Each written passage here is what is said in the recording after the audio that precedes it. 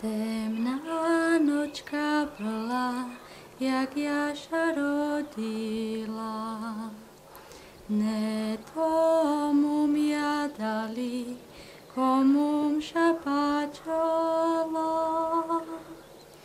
Oj, srdenko moje, nedumaj na dvoje, len dumaj na jedno, si budeme v jedno.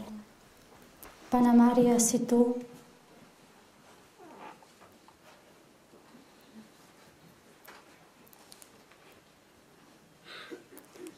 Panna Mária, si skutočne tu?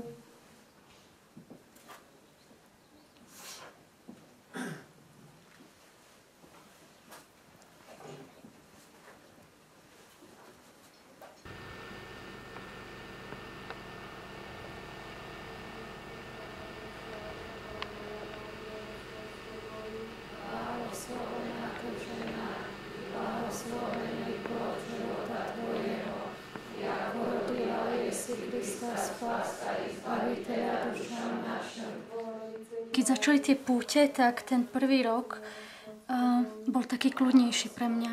Potom neskôr, keď s pribúdajúcim počtom ľudí, to bolo vždy ťažšie v tom zmysle, že ten tlak rástol.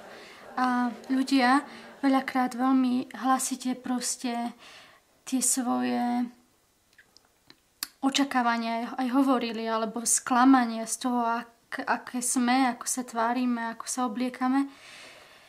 No a ja v tom období som mala dosť veľa čo robiť, že som bola v puberte. Som mala dosť veľa čo robiť s tým svojím stavom, s tým vývojom, akom som bola.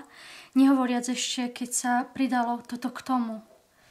A ja som mala potom také divné stavy, také úzkosti z toho, že som sa v tom strácala, že som mala pocit niekedy, že predo mnou niekde meter kráča nejaká vizionárka a že ďaleko, ďaleko za ňou proste kráča niekto, kto sa v tom celom akoby stratila.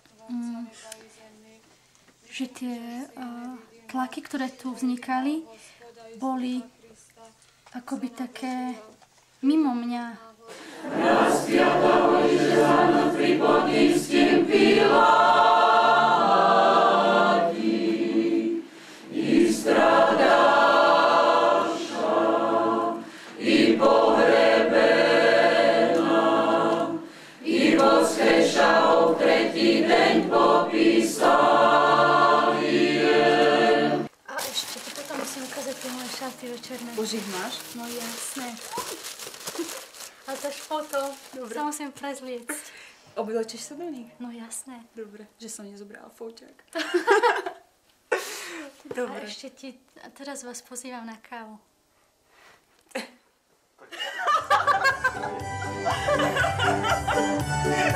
Ako predstavíš?